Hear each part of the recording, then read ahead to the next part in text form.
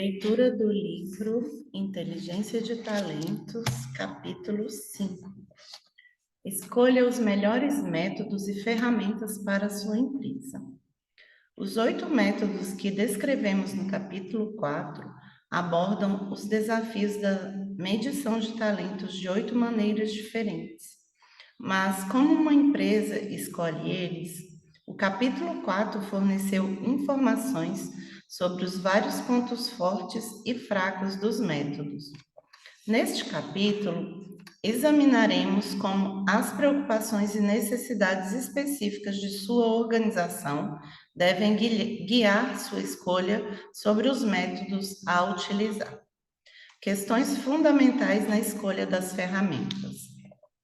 Para os pesquisadores, o fator fundamental na seleção de um método ou ferramenta é o que funciona melhor ou tem a maior validade estatística. Mas para as empresas, há sempre uma análise comparativa a ser feita entre as melhores práticas e outras questões práticas e de implantação tendem a conduzir à escolha. Na verdade, existem 7 questões fundamentais que você deve considerar ao escolher o método ou a ferramenta a utilizar.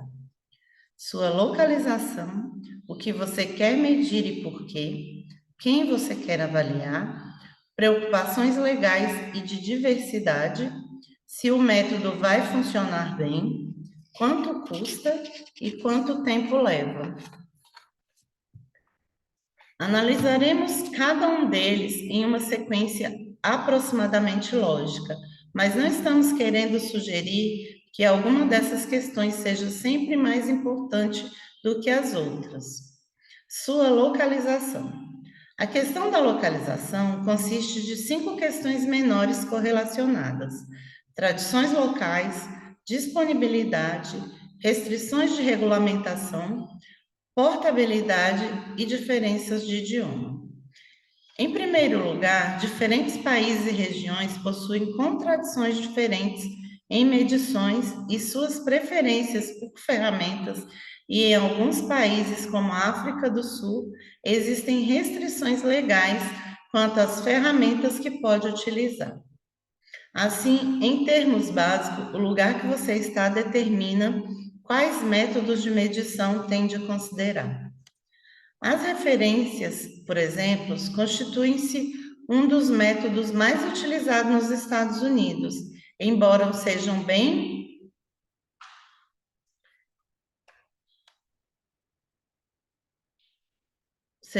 menos populares em parte da Europa, incluindo Espanha, Portugal e Holanda. De fato, a Europa é uma colcha de retalhos de várias práticas.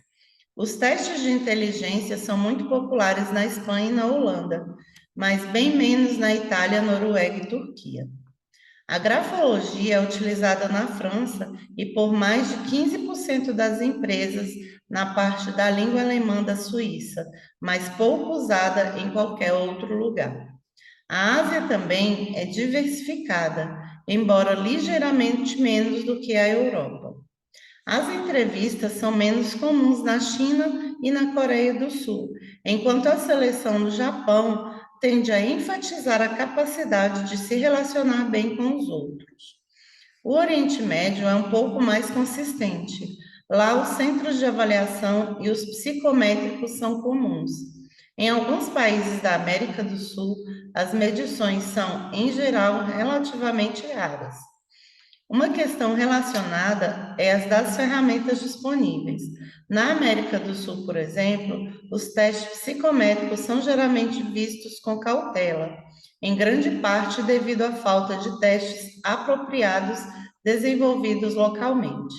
De forma parecida, no Brasil, os testes disponíveis são principalmente internacionais, escritos em um português internacional, ao invés de um português brasileiro.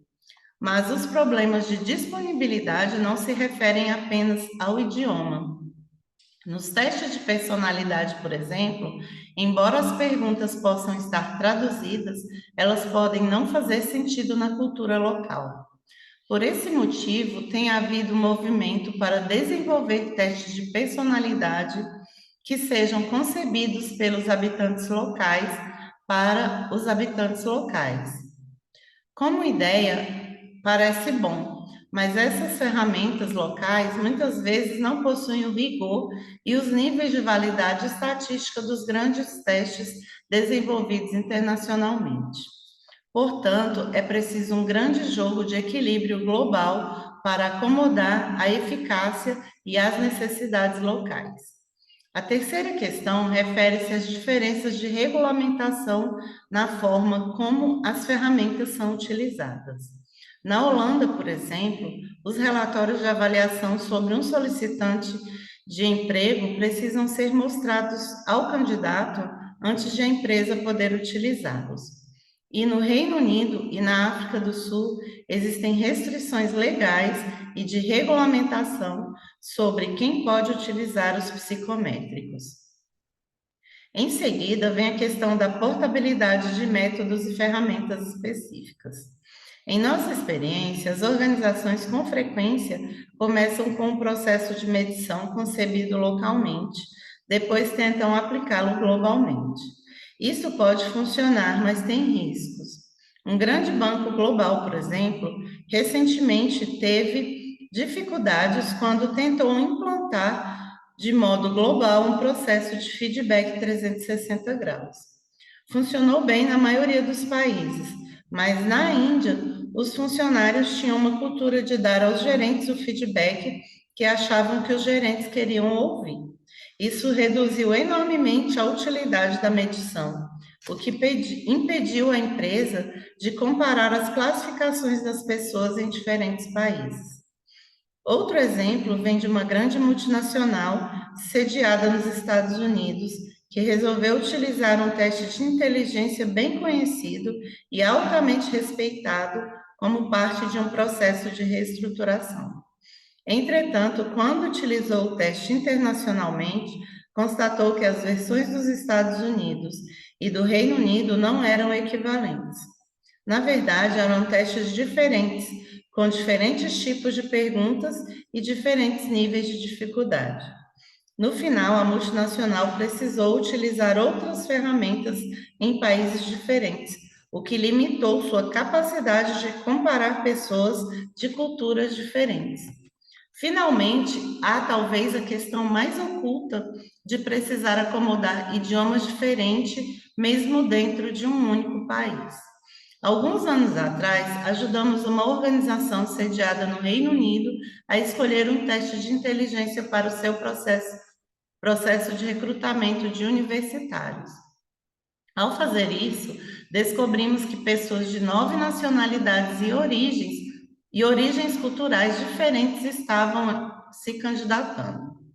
Como você precisa testar as pessoas em seu primeiro idioma para que o teste seja exato, a empresa teve de encontrar um teste que pudesse medir a inteligência em todos os 9 idiomas. Portanto, só porque sua empresa não é global, não significa que não precise se preocupar com questões globais. Assim, em consequência dessas 5 questões relacionadas, o local em que está e onde pretende usar seus métodos de medição podem ter um grande impacto sobre quais ferramentas escolher. De fato, a crescente globalização da mão de obra está tornando a medição cada vez mais difícil para as multinacionais. Localização, recomendações. Conheça as tradições locais de medição, mas tente não se restringir por elas, para descobrir quais as tradições locais. Pergunte a um profissional de RH local ou a um fornecedor de testes. Para poder pensar em outras abordagens, uma pergunta útil pode ser: como você mediria isso em outros países? 2. Sempre comece considerando os diferentes locais onde você pode precisar utilizar suas ferramentas. Você quase certamente não conseguirá encontrar um único método que se adapte a todos os locais, mas pelo menos poderá minimizar as dificuldades e enfrentá-las de forma proativa quando elas efetivamente ocorrerem. 3. não pressupõe que qualquer ferramenta poderá ser transportada para outros locais. Procure perguntar aos fornecedores informações específicas sobre a portabilidade de suas ferramentas. 4. Verifique quais idiomas e nacionalidades você precisa acomodar, mesmo se estiver operando em um único local. Seus funcionários podem ter diversas origens. O que você quer medir e por quê? Em termos dos sinais de talento que deseja medir, alguns métodos são evidentemente mais adequados para determinadas tarefas do que outros, mas existem menos regras simples e rápidas do que possa imaginar. Se quiser medir a experiência anterior, ferramentas de triagem e dados biográficos são provavelmente as melhores opções, embora as entrevistas e a avaliação psicológica individual também sejam muitas vezes utilizadas.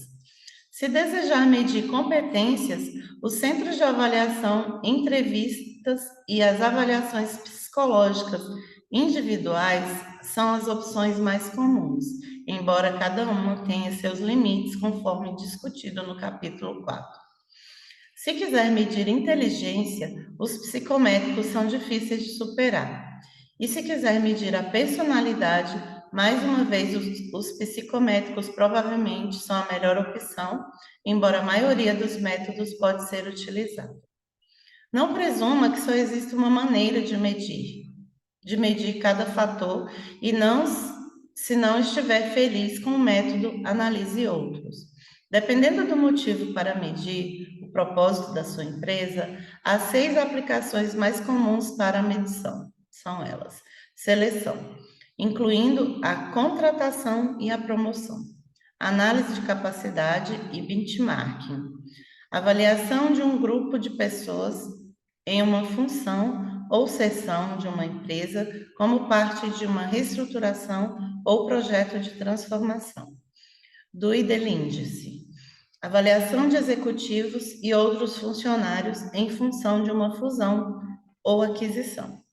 Busca de talentos, identificação de possíveis futuros líderes. Desenvolvimento, avaliação de pessoal como parte de um processo de desenvolvimento para identificar suas necessidades de treinamento.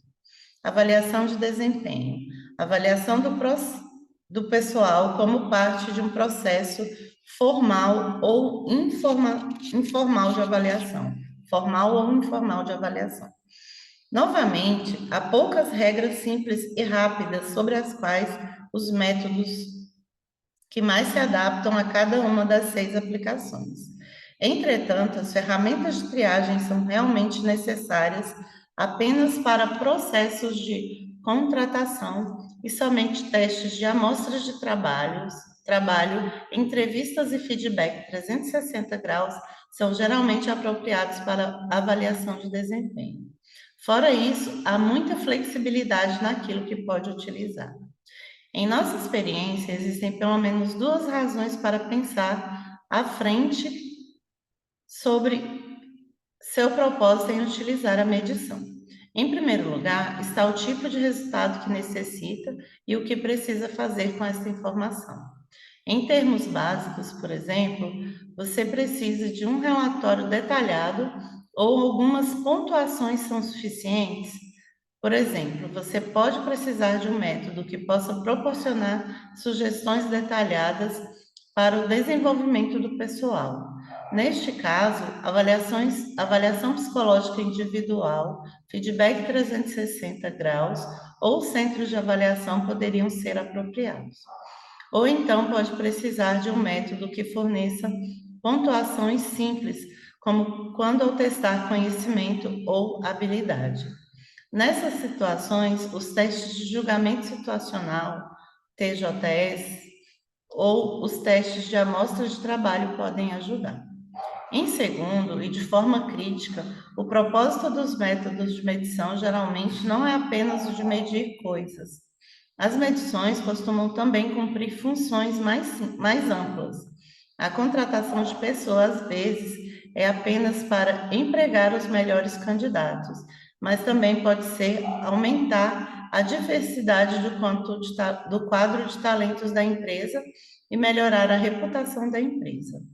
Para ter certeza de que esteja obtendo uma ferramenta que possa atender a essas necessidades mais amplas, você precisa ser claro e explícito a respeito de quais são elas. O que você quer medir e por quê? Recomendações. 1. Seja claro sobre os tipos de resultados que você necessita, o que precisa fazer com as informações e o que o processo de medição precisa alcançar para a empresa. Caso não tenha certeza sobre o que a medição precisa fazer, pergunte ao stakeholders o que querem dela. 2. Verifique se uma ferramenta consegue fazer o que você necessita que ela faça.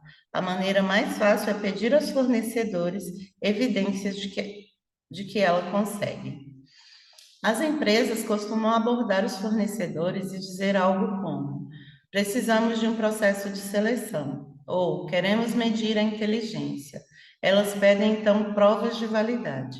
Teoricamente, porém, deveriam ir ao mercado com uma lista mais abrangente e mais específica de necessidades. Para poder discriminar melhor o método a utilizar, as empresas devem, antes de tudo, ser claras quanto ao que precisam que as ferramentas façam. Quem você quer avaliar? Do mesmo modo que você precisa ter certeza de que as ferramentas que você escolheu conseguem fazer o que necessita, também é preciso verificar se elas são apropriadas ao público a que se destinam. De modo geral, em níveis mais subalternos, por exemplo, o desafio para a medição é normalmente fazer a triagem dos candidatos e apontar os mais talentosos em um grupo.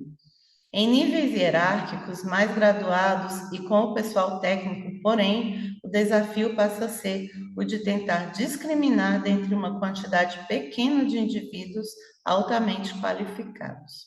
Os testes psicométricos de inteligência e os testes de amostras de trabalho podem ser excelentes ferramentas de triagem.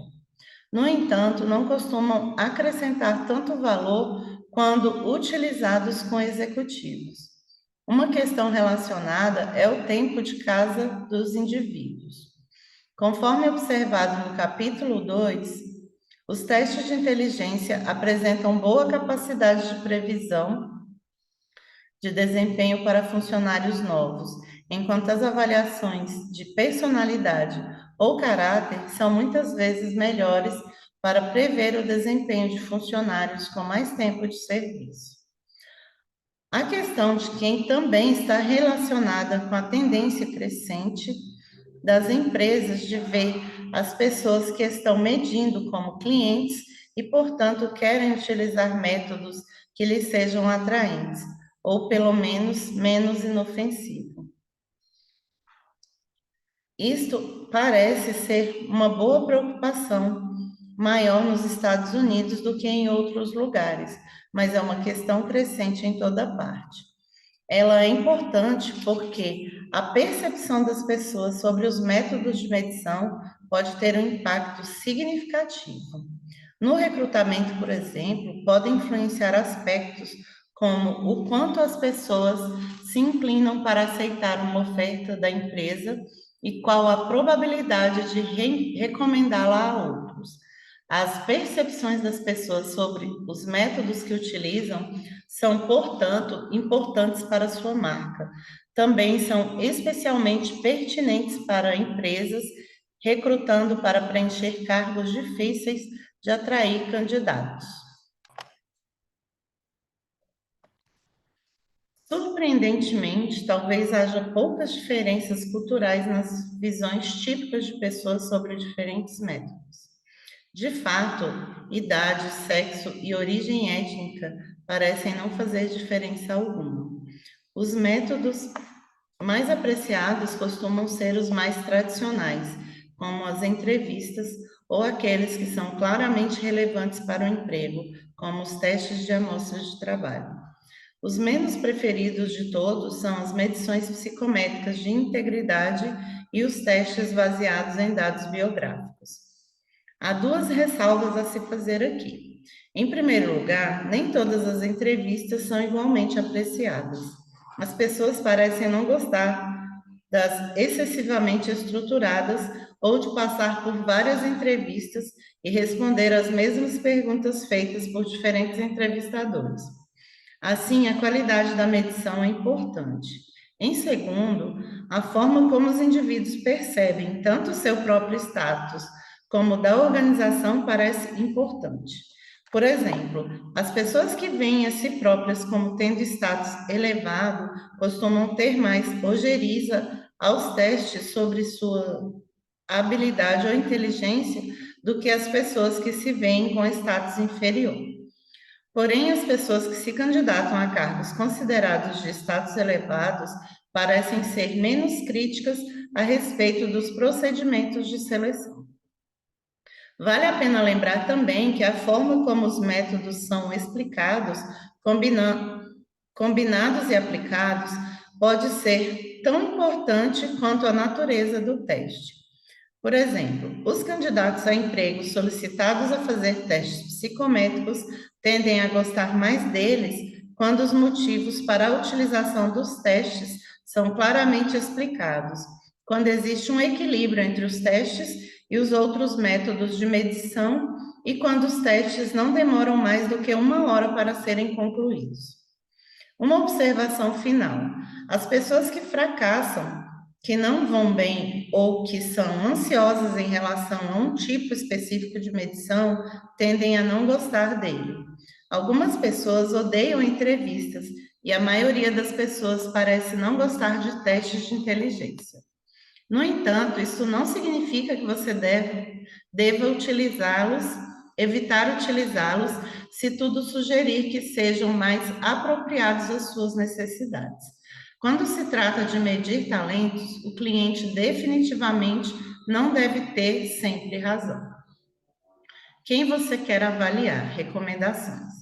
1. Certifique-se de que os métodos utilizados consigam discriminar entre diferentes níveis de tipo de talento que deseja medir.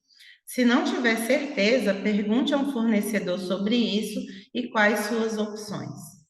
2. Quais são suas opções? 2. Pense sobre a experiência dos participantes da avaliação e o que os métodos podem fazer para torná-las melhor.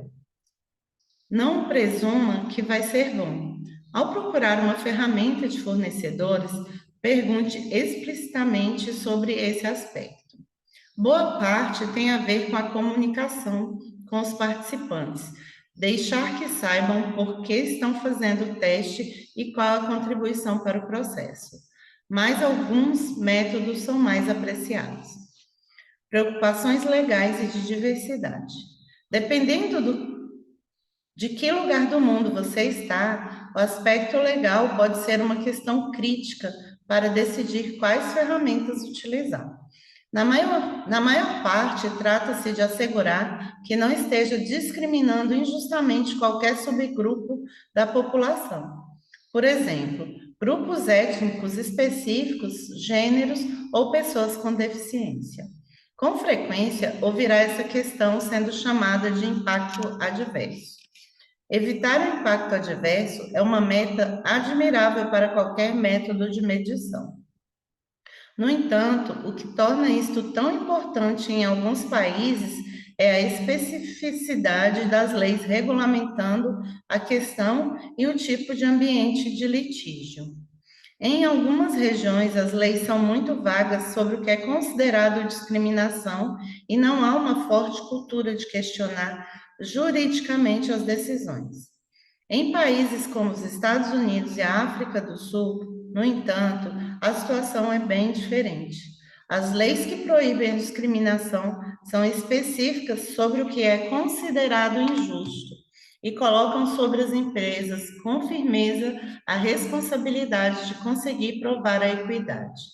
Além disso, quando uma empresa está errada, as consequências podem ser caras e prejudiciais, especialmente em ambientes litigiosos como os Estados Unidos. Assim, as empresas norte-americanas que lançam novos processos de medição realizam um estudo de antemão para provar que as medições são justas e que prevêem o desempenho. Basicamente, então, a questão legal é saber o que pode ou não ser feito. Pode parecer simples, mas para empresas globalizadas pode ser complexo, pois os países diferem quanto aos subgrupos que são protegidos e sobre o qual é ilegal. Em muitas regiões, tratar as pessoas de forma diferente ou selecionar um número desproporcional de pessoas de determinado grupo é suficiente para caracterizar a discriminação. Em alguns, porém, como Taiwan e Turquia, são exigidas provas sobre a intenção de discriminar. Além disso, o tratamento preferencial de subgrupos é proibido em alguns países, como a Turquia e o Reino Unido, bem como em alguns estados dos Estados Unidos. Contudo, é permitido em outros, como Bélgica e Chile. No entanto, mesmo que estejam bem informados sobre exigências legais, muitas vezes não é possível evitar completamente o impacto adverso. A questão que mais caracteriza tais preocupações é a dos testes de inteligência e etnia. Cultura, diversidade e testes psicométricos de inteligência. Conforme mostramos no capítulo 2, as medições de inteligência são, de longe, a que melhor prevêem o sucesso. No entanto, tampouco outro fator ou teste se mostrou uma causa tão grande de impactos adversos. O problema é, muitas vezes, apresentado como uma questão de brancos se saem melhor do que negros. Como as diferenças entre esses dois grupos são amplamente consideradas resultado da desvantagem social, geralmente são tidas como injustas. Porém, não é assim tão simples. Em primeiro lugar, não se trata apenas de uma questão de brancos versus negros. A pesquisa mostra padrões semelhantes com muitas etnias desfavorecidas. Os aborígenes australianos tendem a apresentar pontuações mais baixas do que todos os outros australianos. Os imigrantes turcos e os do Suriname, na Holanda, tendem a apresentar pontuações mais baixas do que os examinandos holandeses.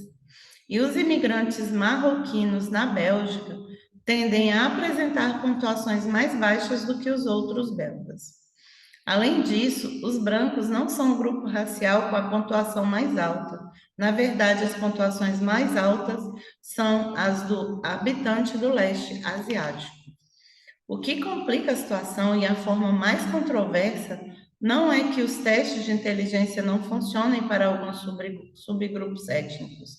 Funcionam bem, de fato, a capacidade desses testes em prever o desempenho é aproximadamente a mesma para todos os grupos étnicos.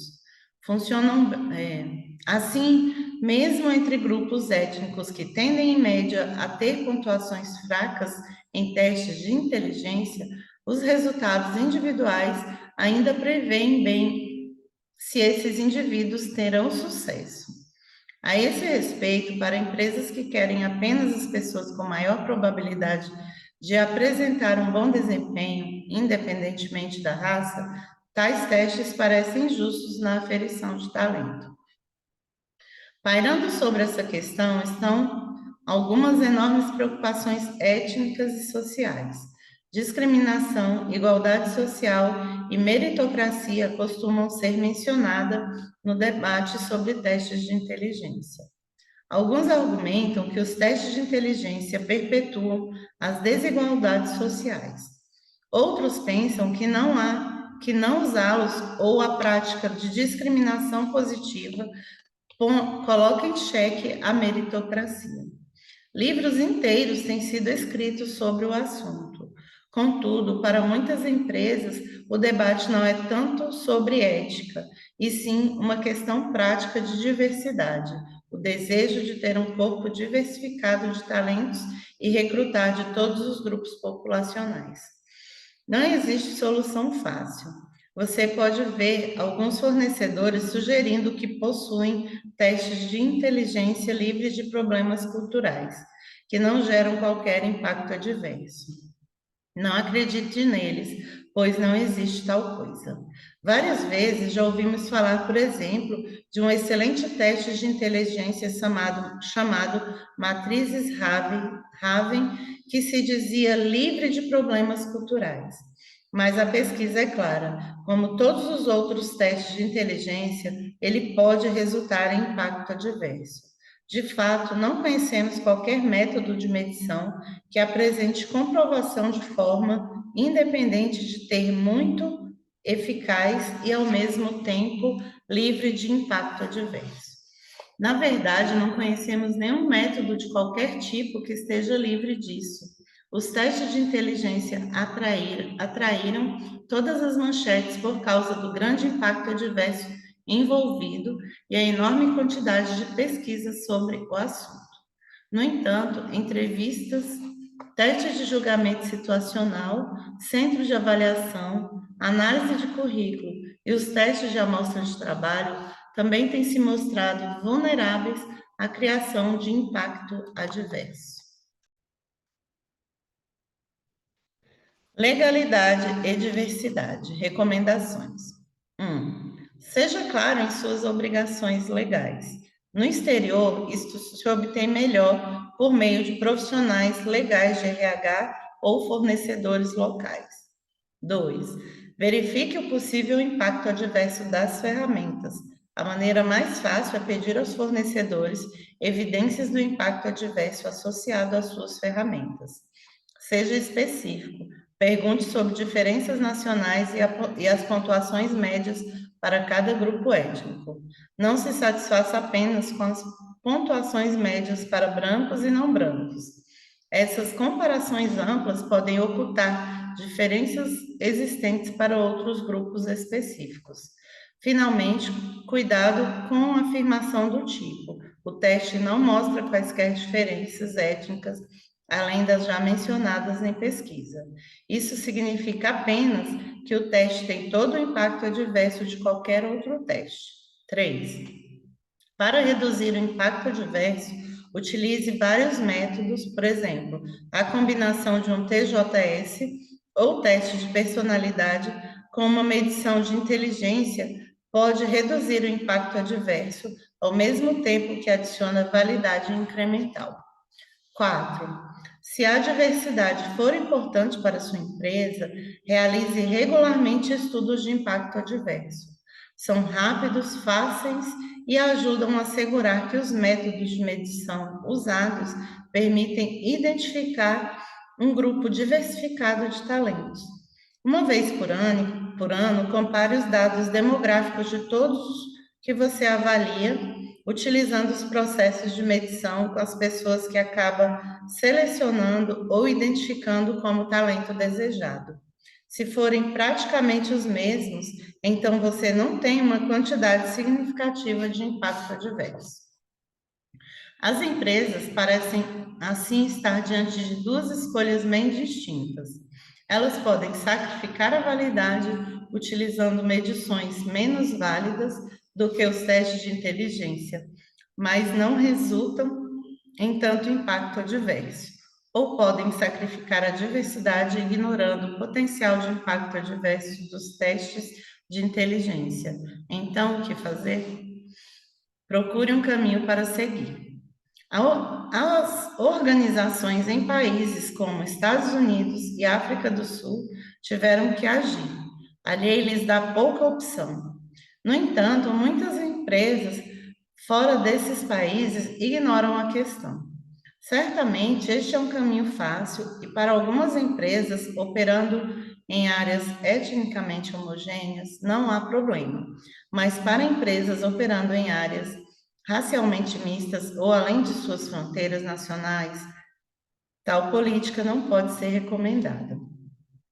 A consciência disso tem levado algumas organizações a interromper totalmente o uso de testes de inteligência.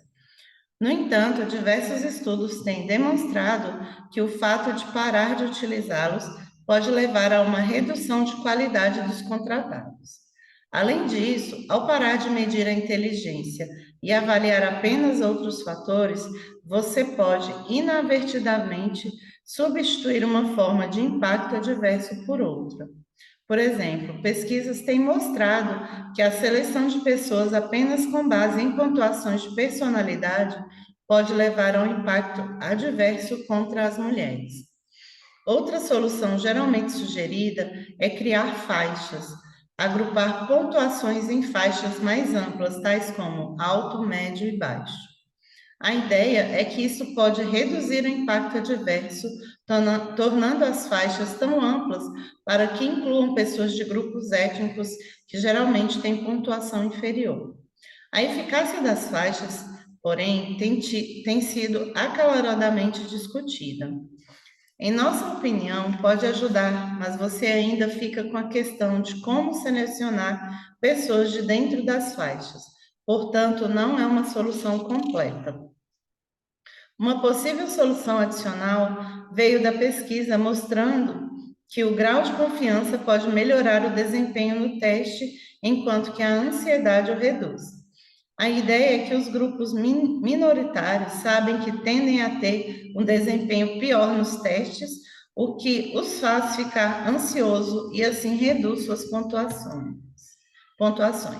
E a pesquisa tem realmente demonstrado que, quando o elemento de avaliação de um teste é minimizado, o desempenho de grupos minoritários aumenta e o impacto adverso se reduz. No entanto, a pesquisa também é clara no sentido de que, embora isso possa reduzir um pouco o impacto adverso, ainda permanecem diferenças substanciais entre os grupos. Até agora, só abordamos de fato o exemplo da inteligência e etnia. Existem também outras formas de impacto adverso. Em muitos países, a discriminação com base em deficiência mental ou física, sexo ou idade é ilegal. Evitar o impacto adverso contra a deficiência tende a ser mais um problema de execução e retornaremos a isso no capítulo 6.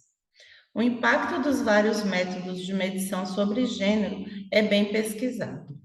As diferenças entre o desempenho de homens e mulheres em testes de inteligência e personalidade existem, mas variam consideravelmente entre testes.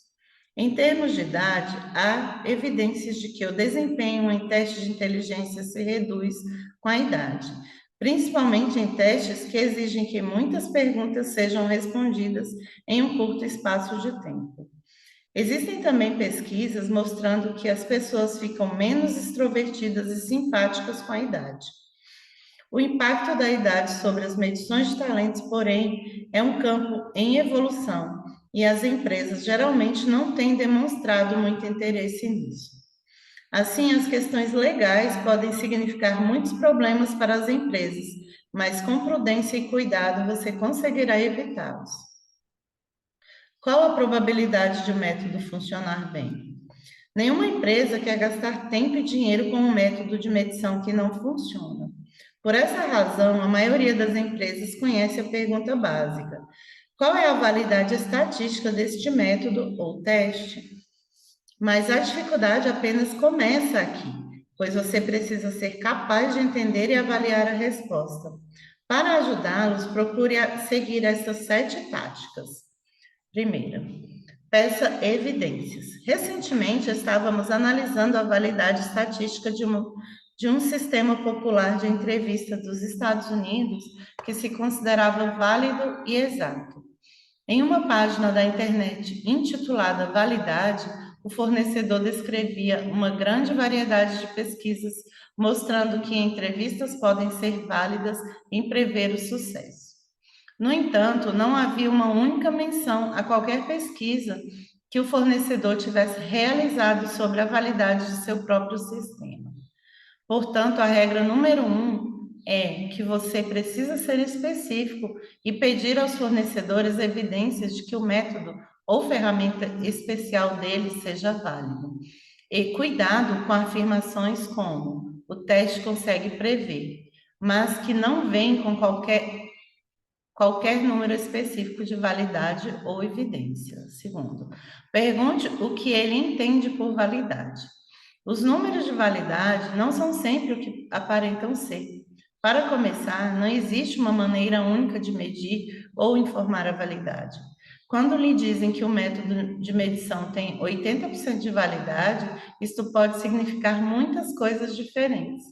Em termos clássicos, a validade se refere ao fato de saber se as classificações e pontuações que as pessoas alcançam em medições específicas podem prever seu desempenho em uma empresa. E, em geral, é isso que deve esperar ouvir. No entanto, temos visto alguns fornecedores definirem a validade pela concordância com os resultados. Assim, quando um fornecedor diz que uma medição específica é válida, você deve perguntar: de que maneira? Em resposta a tal pergunta, você pode às vezes ouvir expressões como validade de conteúdo, validade de critério e validade de construto. Se quiser saber mais sobre o que cada um deles significa, consulte a seção de validade no apêndice no final deste livro. Para muitas pessoas, porém, este tipo de jargão técnico pode ser confuso e impedi-las de se aprofundar mais no assunto, mas isso não é necessário. Tudo que você precisa lembrar é que está essencialmente tentando descobrir duas coisas: como saber que o método ou ferramenta mede o que supostamente diz medir, e quais os resultados para a empresa que este método prevê e em que grau. Cabe ressaltar aqui que desempenho pode significar coisas diferentes. Pode significar resultados reais, como valor de vendas, classificações de avaliação dos indivíduos por parte de gerentes e até mesmo autoavaliação de desempenho. Além de desempenho na tarefa, pode significar contribuição para o desempenho da equipe ou comportamento de cidadania organizacional. Além disso, só porque uma medição consegue prever o desempenho de trabalhadores qualificados, semi-qualificados, não significa que também consiga prever o desempenho de gestores. Há outras perguntas adicionais que precisa fazer quando lhe disserem que uma medição consegue prever o desempenho. Que tipo de desempenho? E em que tipo de pessoas? Além disso, com medições de potencial, perguntas adicionais a se fazer são: quanto à frente ela consegue prever o desempenho? E depois de quanto tempo? Além da validade. Neste livro, nos concentramos principalmente na validade estatística como indicador fundamental sobre a eficácia de um método ou medição específica.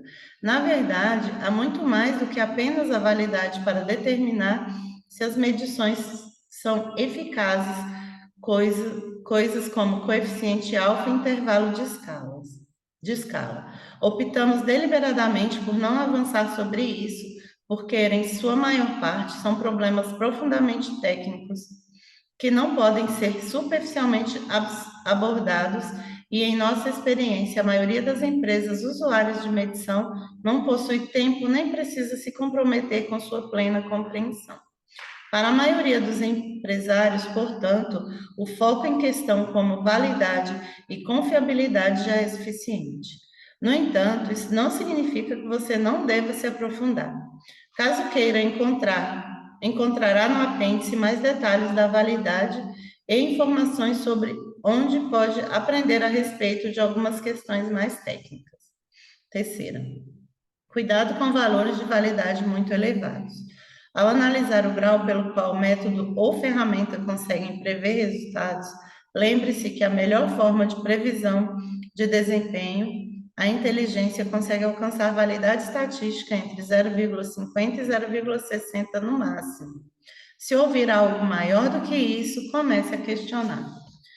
Quarto, verifique com quantas pessoas a ferramenta foi validada. Uma pergunta essencial a fazer é o seguinte: com quantas pessoas? Por exemplo, se lhe disseram que uma medição consegue prever, por exemplo, o absenteísmo de trabalhadores semi-qualificados, você precisa perguntar quantas pessoas foram testadas. Se a resposta vier com algo menor do que 100, então os resultados podem não ser confiáveis. Para testes psicológicos, o ideal seria esperar por um total de 2.000 ou mais pessoas já testadas. Quinto, se o método ou ferramenta utiliza grupos de controle, verifique a qualidade e relevância deles. Nem todos os métodos e ferramentas utilizam grupos de controle, mas alguns se baseiam neles. Os grupos de controles são grupos de comparação, uma espécie de benchmarking.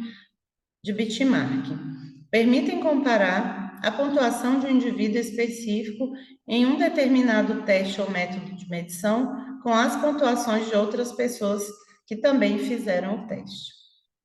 É especialmente útil com testes de habilidade, tais como medições de inteligência e aptidão física, pois pode ajudá-lo a entender o que a pontuação significa. Por exemplo, um indivíduo pode obter uma pontuação de 25 em 30 pontos possíveis em um teste de inteligência, cujo resultado parece bom. Mas se deixa descobrir que a pontuação média é 27, essa pontuação de 25 deixa de parecer tão boa. Precisamos saber qual costuma ser o desempenho dos outros para entender perfeitamente o quanto uma pontuação é boa. Por mais úteis que possam parecer, os grupos de controle e ciência de seu desenvolvimento e onde devem ou não ser usados são questões muito debatidas. O importante para nossos objetivos aqui é que, para usar grupos de controle, é fundamental que eles sejam bons. Se não forem, podem induzir os erros. Então, o que é considerado um bom grupo de controle? Você precisa buscar duas qualidades. A primeira é o tamanho, o número de pessoas no grupo, simplificando, quanto maior, melhor. Para classificações de competência, a partir de avaliações psicológicas individuais. O grupo de controle pode ser bem pequeno, abaixo de 100.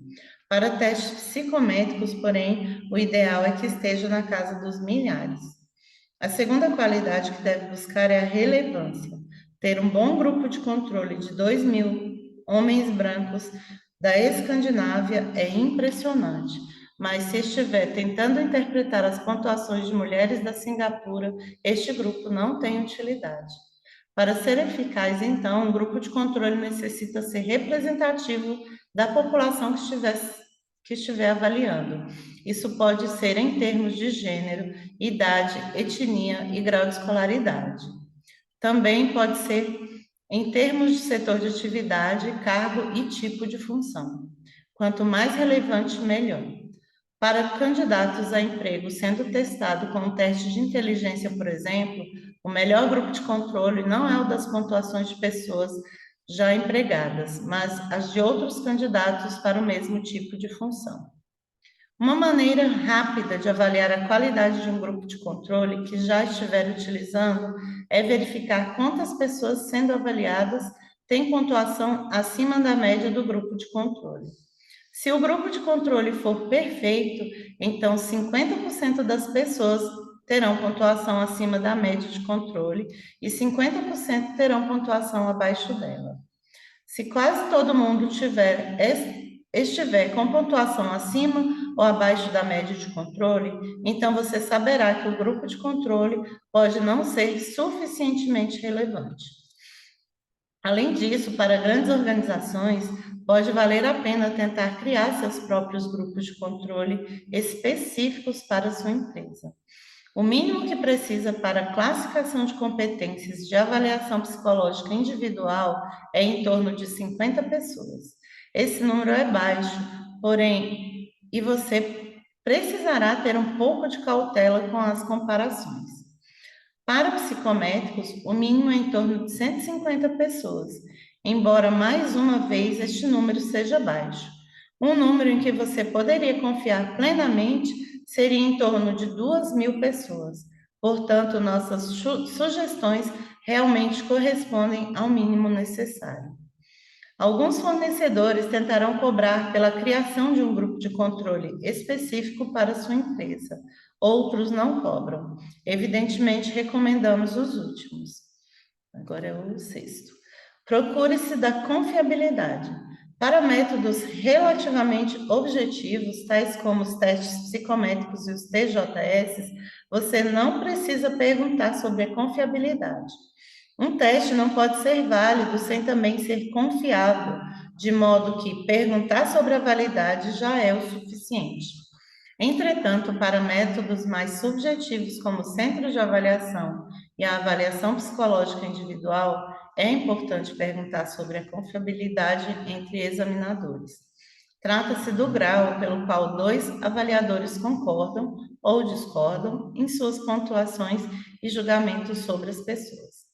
Quanto menor a confiabilidade e a concordância entre avaliadores, menor a probabilidade de que os resultados sejam exatos.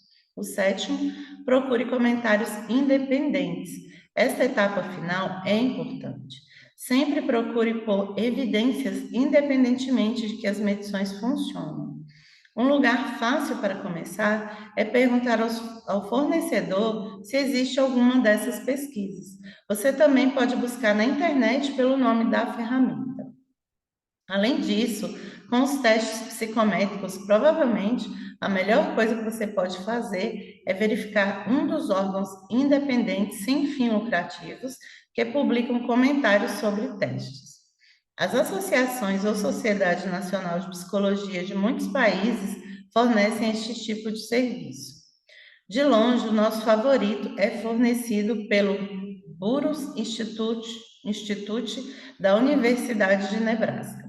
Seus comentários podem conter algumas informações profundamente técnicas, mas também contêm algumas recomendações claras e de bom senso sobre se os testes devem ou não ser utilizados. Essas, naturalmente, são apenas questões sobre validade. Entretanto, conforme argumentamos no capítulo 3, as empresas precisam pensar mais amplamente sobre o problema de verificar se as medições funcionam. Discutimos, por exemplo, a necessidade de perguntar sobre a validade incremental. No entanto, as empresas também precisam pensar sobre quais medições devem fazer mais do que apenas prever o desempenho. Isso poderia incluir coisas como ajudar os gerentes a engajar possíveis novos funcionários, identificar as áreas em que os novos funcionários precisam de apoio e ajudar a planejar o desenvolvimento dos indivíduos. A validade, portanto, não é tudo, e o teste mais válido, às vezes, não é o que vai funcionar melhor para a sua empresa. Contudo, é um bom lugar para começar. Um teste que não é válido não poderá fazer muito por sua empresa.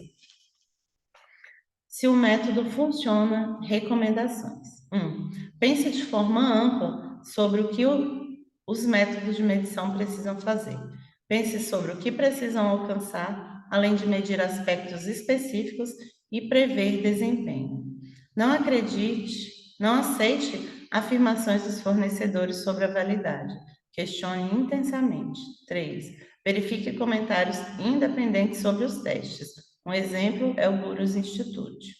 4. Para métodos mais subjetivos, pergunte sobre a confiabilidade entre examinadores. Isso se aplica especialmente aos centros de avaliação e às avaliações psicológicas individuais. Peça para ver os detalhes dos estudos que os fornecedores realizam sobre isso. Quanto custa um método e quanto tempo ele leva? Essas duas questões são bastante simples e, sem dúvida, são as duas perguntas mais comuns que ouvimos dos gestores na escolha dos métodos de medição. Com o custo, o desafio é identificar qual será o custo total.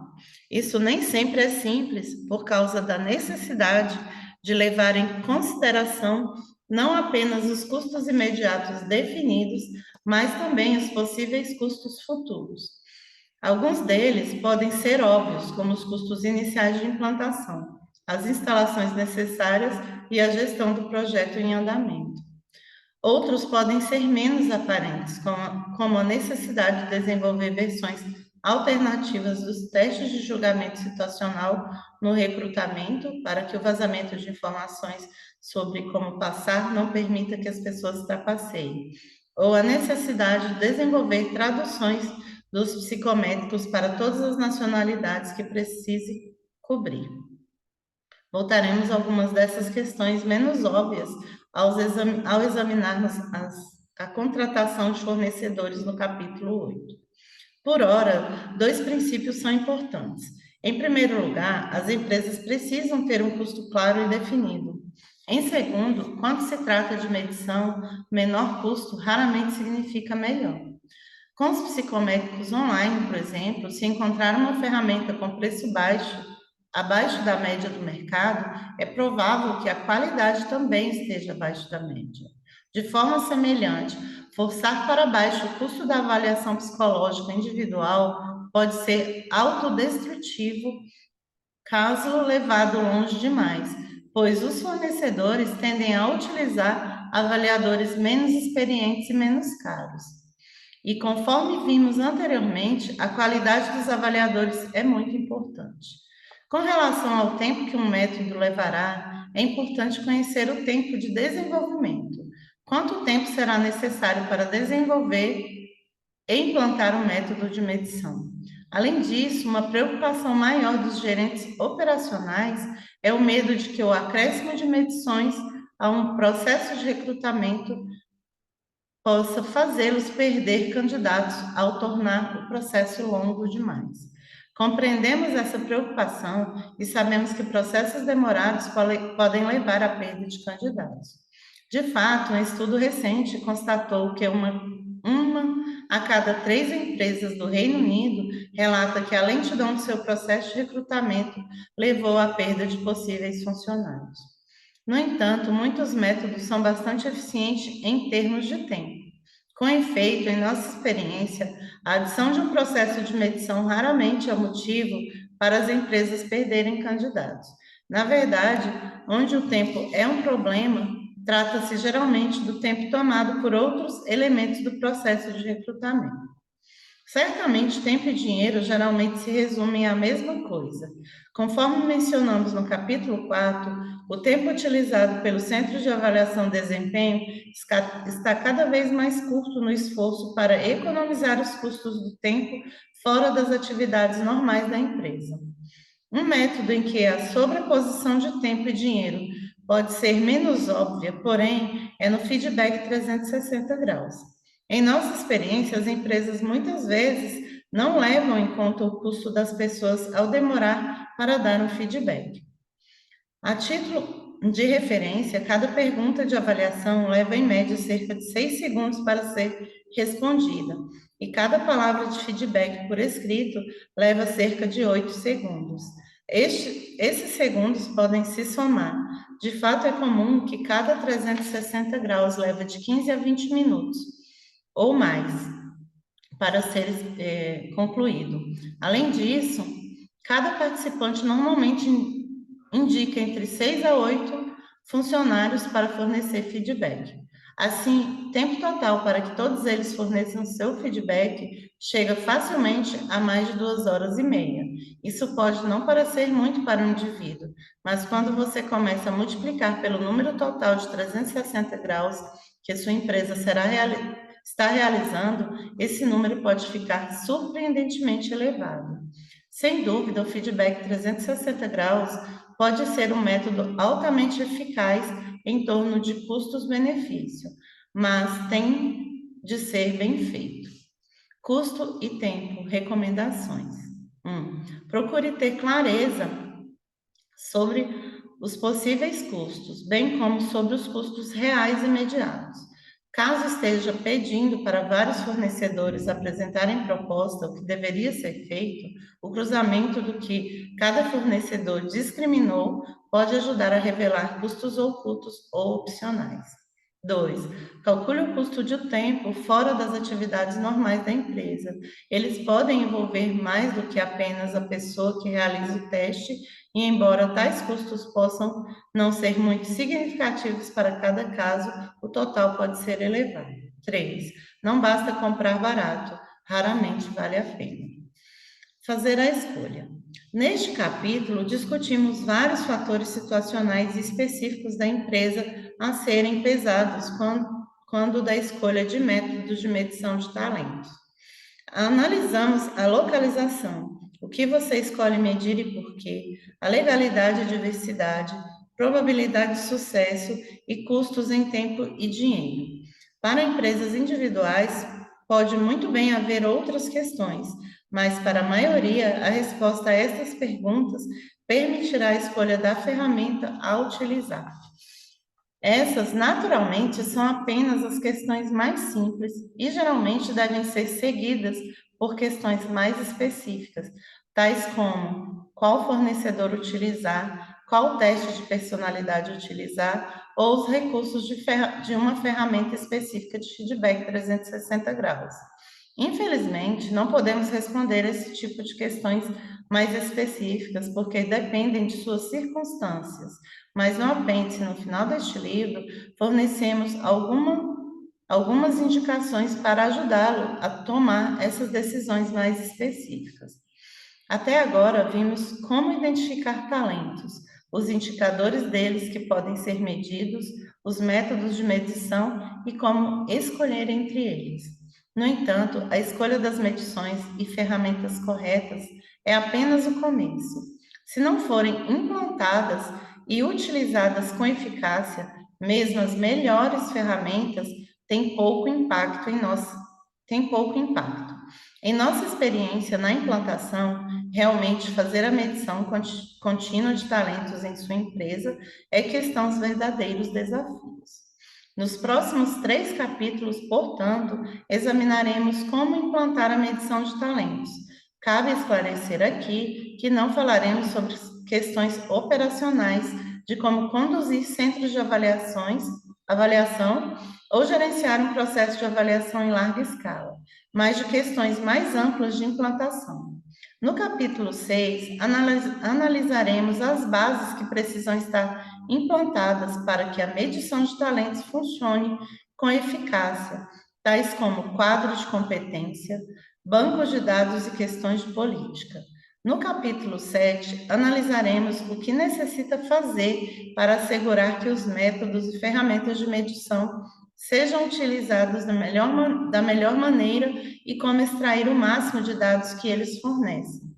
Finalmente, no capítulo 8, analisaremos onde buscar os conhecimentos para fazer tudo isso e como escolher e gerenciar fornecedores de medição. Estudo de caso. Utilização de novas tecnologias para fazer mais do que apenas medir.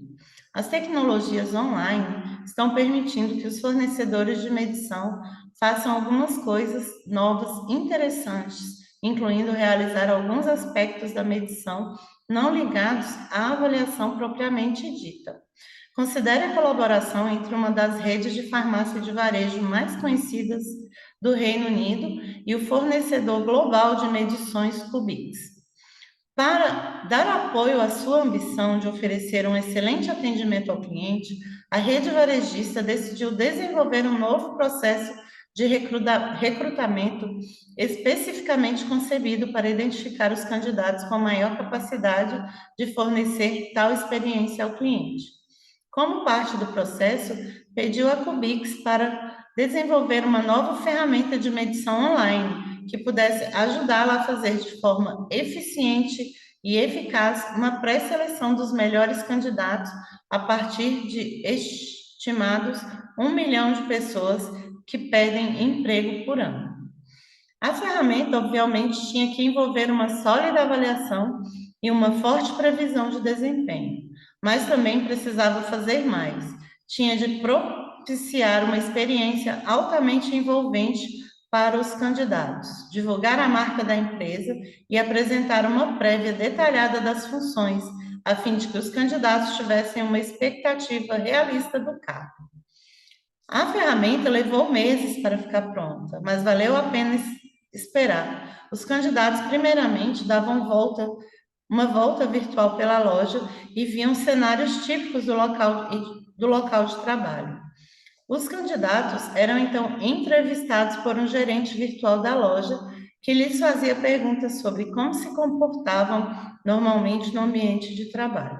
Essa entrevista é, na verdade, um teste de personalidade inteligentemente disfarçado, que produz alguns resultados detalhados sobre a personalidade dos candidatos e uma pontuação de adequação geral para auxiliar no processo de pré-seleção.